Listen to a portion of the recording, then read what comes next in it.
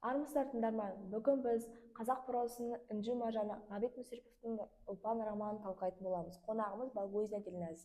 Дильназ, қош келдің. Алдымен бұл кітап саған несімен құнды? Қысқаша толықтыра кетсең. Рахмет.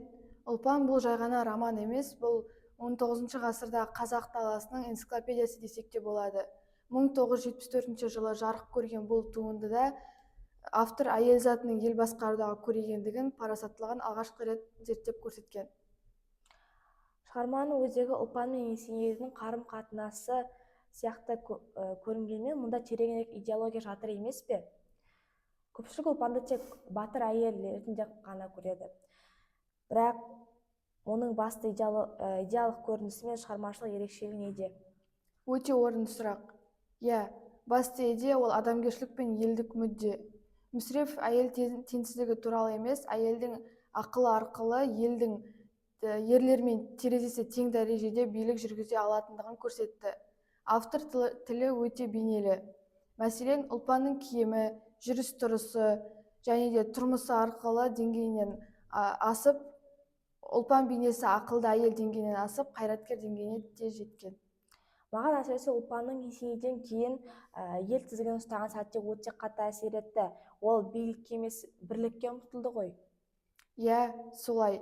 Ең әсерлі сәті де сол. Ұлпанның жетім-жесірге көмектесіп, оларға жер беруі. Бұл нағыз халықтың дипломатиялық үлгісі. Осы кітапты оқып отырып, маған автор қоғамның саулығы әйелдің ақыл парасатына тікелей байланыс дегенді меңзегенде көрінді. Сен осы оймен келісесің бе? Әбден келісемін. Себебі Ғабит Мүсірепов Ұлпан арқылы идеалды кейіпкер жасағысы келді. Бұл кітап маған мынаны үйретті. Қандай қиындық болса да, адамды қалпында сақтау ең басты жеңіс. Автор ел басқару үшін күш емес, кең жүрек пен парасаттылық керек екенін айтқысы келді деп ойлаймын. Бүгін 21 ғасыр. Қазіргі қоғамда осы Ұлпанның образы қаншалықты маңызды? Өте маңызды.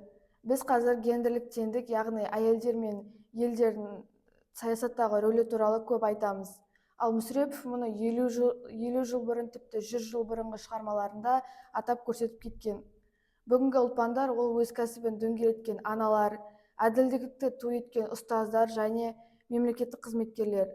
Ұлпанның адал азамат болмысы біздің бүгінгі идеологиямызбен үндес. Осы шығарма сізге не үйретті? Автор Ұлпан арқылы бізге не айтқысы келді деп ойлайсыз?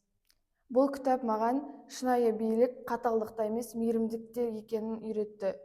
Автор Ұлпан арқылы қазақ қоғамының рухын биік көтеріп көрсеткісі келді.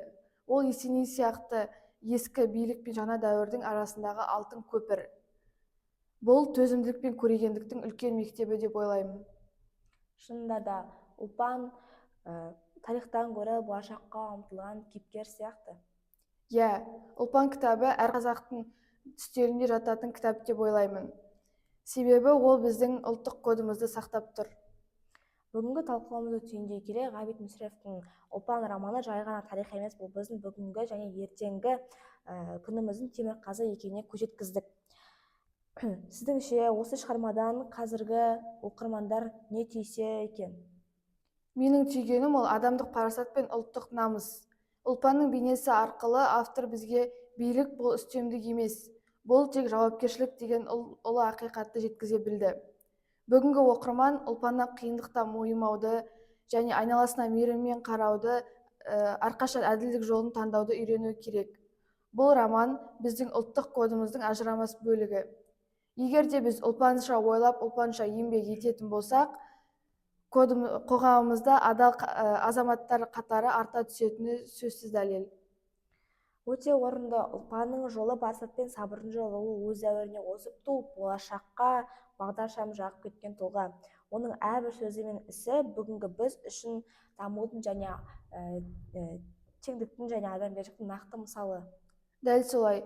Сондықтан бұл кітапты тек қана оқып қана қоймай, оның ішіндегі даналықты өзімізге серік етейік. Оның тарихын қадірлеген ұлт болашаққа нық қадам баса алады.